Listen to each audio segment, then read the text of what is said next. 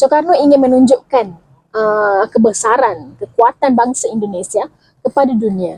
Oleh itu, Monas didirikan.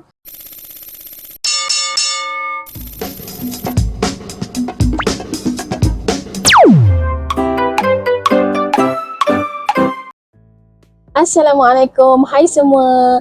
InsyaAllah di video kali ini saya akan bercakap, membebel, berceloteh tentang sebuah bangunan ikonik yang ada di Indonesia. Bangunan ini diberi nama Monas atau nama panjangnya Monumen Nasional.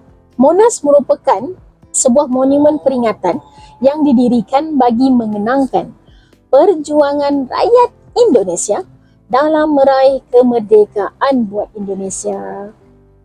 Jadi inilah sebuah bangunan bersejarah lah. Okay.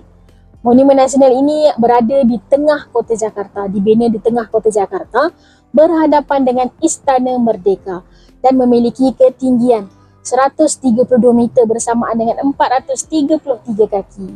Bahagian atas sekali kita melihat bentuk api macam obok-obok api dilapisi dengan salutan emas yang melambangkan semangat perjuangan yang menyala-nyala dari rakyat Indonesia. Monumen Nasional ini terbina melalui hasrat Presiden Soekarno, keinginan Presiden Soekarno yang beliau ingin membangunkan sebuah simbol negara, sebuah simbol untuk negara dan juga menggambarkan kebanggaan negara seperti mana menara yang terletak di Paris yang 3 segi tu, Menara Eiffel tu, yang merupakan lambang revolusi Perancis. Dan menara ini menjadi ikon Perancis kan. So, jadi lebih kurang begitulah. Presiden Soekarno mahukan sebuah bangunan yang mampu mengekspresikan semangat juang rakyat Indonesia dalam masa yang sama, mampu menjadikan Monas sebagai sebuah ikon untuk negara Indonesia. Soekarno ingin menunjukkan kebesaran, kekuatan bangsa Indonesia kepada dunia. Oleh itu, Monas didirikan di hadapan Istana Negara agar setiap tetamu yang berkunjung ke Indonesia dapat melihat dengan jelas bangunan simbol perjuangan rakyat Indonesia ini. Walaupun pada saat itu keadaan ekonomi Indonesia belum dalam keadaan baik, sebab waktu tu Indonesia baru sahaja mencapai kemerdekaan. Jadi Presiden Soekarno ni dia tetap nak juga mewujudkan hasratnya itu agar bangsa Indonesia tidak dipandang sebelah mata oleh bangsa lain. Jadi sebulan selepas ulang tahun Republik Indonesia yang ke-9, iaitu pada 17 September 1954, satu komiti telah ditubuhkan dan dikenali sebagai Panitia Tugu Nasional. Komiti atau organisasi ini diamanahkan untuk mengendalikan projek pembinaan Monas, termasuklah bab mengumpulkan dana. Dana pembiayaan lah yang perlu dikumpulkan hasil dari sumbangan masyarakat Indonesia sendiri. Kemudian dibentuk pula organisasi pembangunan Monas yang dinamakan Tim Yuri. Tim Yuri ni diketuai oleh Presiden Soekarno sendiri. Melalui tim ni pertandingan diadakan. So tim ni diorang buat pertandingan untuk menentukan bentuk dan plan pembinaan lah. Plan pembinaan Monumen Nasional ni sekaligus dengan harapan dapat menghasilkan karya yang melambangkan keluhuran budaya Indonesia. Pertandingan pertama diadakan pada 17 Februari 1955. 51 karya dipertandingkan, tetapi hanya satu karya sahaja yang diterima, iaitu karya dari Friedrich Schlieffen. Sebab karya beliau ni satu-satunya yang sesuai dengan kriteria yang ditetapkan oleh pertandingan tersebut. Sebab plan reka bentuk dia dapat membina bangunan yang sangat kukuh dan menggambarkan karakter bangsa Indonesia lah. Tapi namun begitu, bukan berarti karya Friedrich ni diterima bulat-bulat macam tu je. Tak. Walaupun Ketua Komiti Nasional Sarwoko Martokusumo berpendapat reka bentuk Friedrich ni memang dah memenuhi dah kriteria yang diinginkan. Tapi berbeza pula dengan Presiden Soekarno. Presiden Soekarno dia memang juga seorang arkitek. Jadi dia memang seorang arkitek. So dia berpendapat reka bentuk tersebut kurang memuaskan. Sebab dia tahu reka bentuk tersebut bakal menanggung kos biaya yang sangat besar dan tak dapat ditanggung oleh negara. Apatah lagi waktu tu keadaan ekonomi Indonesia masih belum dalam keadaan baik. Akhirnya organisasi pembangunan monumen mengadakan pertandingan untuk kali kedua. Pertandingan ini diadakan pada tahun 1960. Ternyata masyarakat Indonesia benar-benar menunjukkan minat yang tinggi terhadap rancangan presiden ini. Buktinya, peserta pertandingan bertambah daripada 50 berapa tadi, 50 lebih kan. 136 peserta menyertai pertandingan kali kedua ni. Sayangnya hasil penilaian menunjukkan tak ada satu pun karya yang layak menjadi pemenang. Okey, oleh sebab tak temu pengakhiran terhadap pencarian ni, akhirnya Presiden minta Fikri Seleban buatlah rancangan baru kan yang berkonsepkan Lingga dan Yoni. Konsep ni lebih kurang macam yang kita belajar sejarah dulu lah, konsep yin and yang dulu dalam budaya Tiongkok tu kan. Mereka bentuk Tugu Monas mengambil konsep Lingga, yakni bermaksud penumbuk beras, dan Yoni bermaksud lesuh. Ini ia merupakan cerminan kesuburan. Konsep tu juga melambangkan simbol kesuburan muka bumi dan kemakmuran bangsa Indonesia. Bentuknya juga dikatakan mirip obelisk yang mendasari kebudayaan Mesir kuno. Tapi Fikri Seleban ni dia menolaklah untuk merancang kembali. Dia menyarankan tangguhlah dulu pembinaan sehingga ekonomi membaik. Tapi Soekarno kemudiannya meminta arkitek lain, RM Soedarsono, maksudnya dia bertegas jugalah, dia nak juga benda ni. Jadi Soedarsono buatlah dia masukkan angka 17/1845 melambangkan 17 Ogos 1945 memulai proklamasi kemerdekaan Indonesia ke dalam rancangan monumen ni. Sebab beliau tahu Presiden Soekarno ni dia suka benda yang filosofi ni. Okey, secara keseluruhannya monumen ni direka dengan tanggungjawab yang diberikan kepada itulah RM Soedarsono dan Friedrich Seleban ni. Pembangunan Tugu Monas ini dilaksanakan melalui 3 tahap, iaitu tahap pertama, tahap kedua dan tahap ketiga. Tahap pertama 1961 sampai 1965, tahap kedua 1996 sampai 1998, tahap ketiga 1999 sampai 1976. Pada tahap pertama, pelaksanaan di bawah pengawasan Panitia Monumen Nasional dan dana digunakan bersumberkan dari sumbangan masyarakat Indonesia sendiri.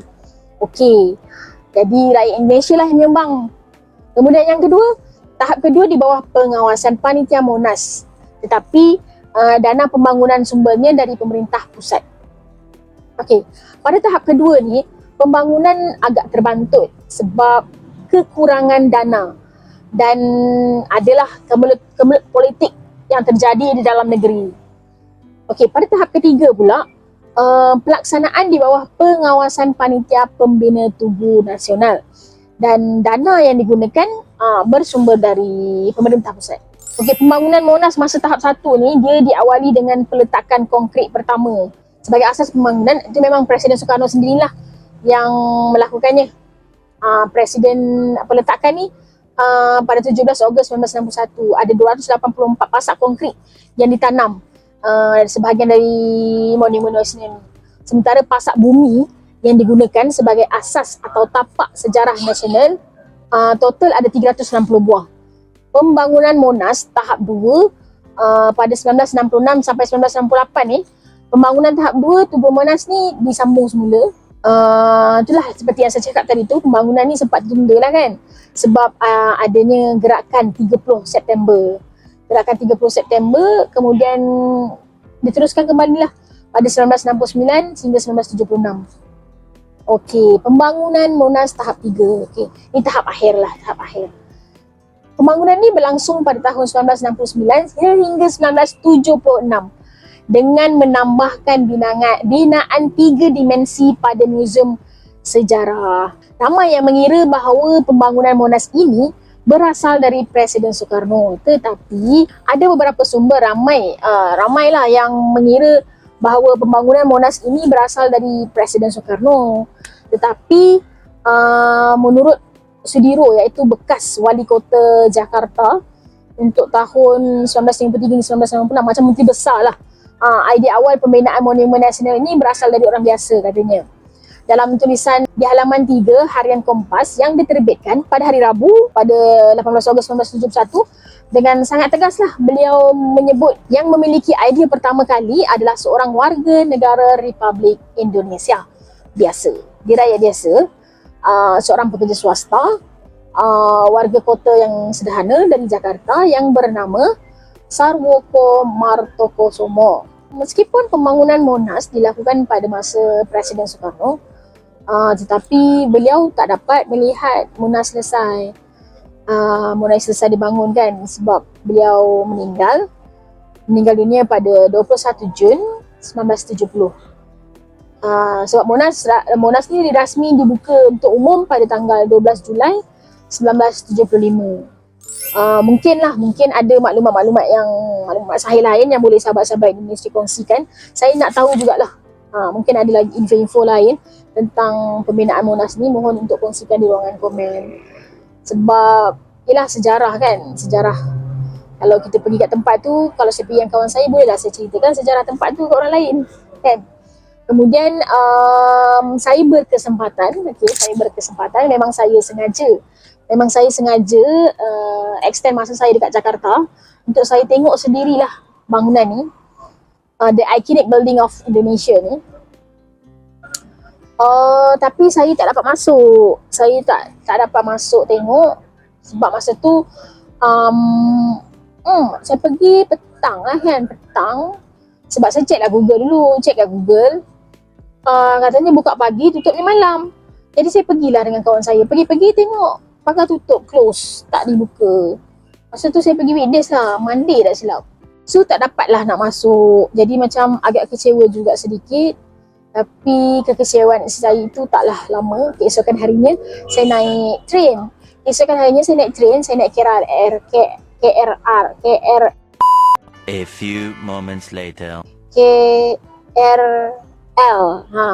Train tu. So dari train lah saya nampak dengan jelasnya Monas tu daripada atas lah, tapi daripada atas tak dari dekat. Tapi still saya nampak lah, memang tersergam lah the iconic building. Walaupun dia tidaklah satu bangunan yang besar, tak bangunan yang tinggi, tapi sebagai seorang pelancong, saya nampak the iconic of that building lah. Saya kira mesej yang cuba disampaikan oleh Presiden Soekarno memang sampailah, matlamat itu sampailah, target itu sampai. Saya sediakan video yang sempat kami ambil. Jadi jom tonton klip video selepas ini. Sampai jumpa lagi di video yang seterusnya. Jadi hari ni kita dah sampai dah depan pagar Monas. Ni sebenarnya nak tengok lah Monas dengan jarak dekat. Tapi pagar dah tutup. Tutup. Sebab dia buka pada hari Selasa sampai hari Minggu, hari Ahad, sampai jam 4 petang je. Jadi dari jam 6 pagi. 6 pagi sampai 4 petang je. Katanya gitu. Tapi saya Google lah, saya tengok kat Google 8 pagi sampai 10 malam. Jadi Google tertipu. Siapa yang tipu sebenarnya? Google ke gerbang ini? Kita bagi tengok lah. Mana Monas? Mana? Nampak tak? Nampak tak? Tak boleh zoom. Okey lah. Tak apalah, dapat tengok bentuk dia pun jadilah. Assalamualaikum. Hai semua. Allahu Akbar.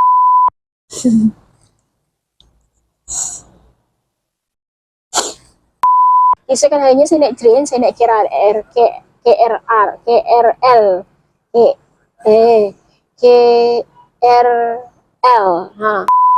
Pipik je. Sorry. Editor sorry editor.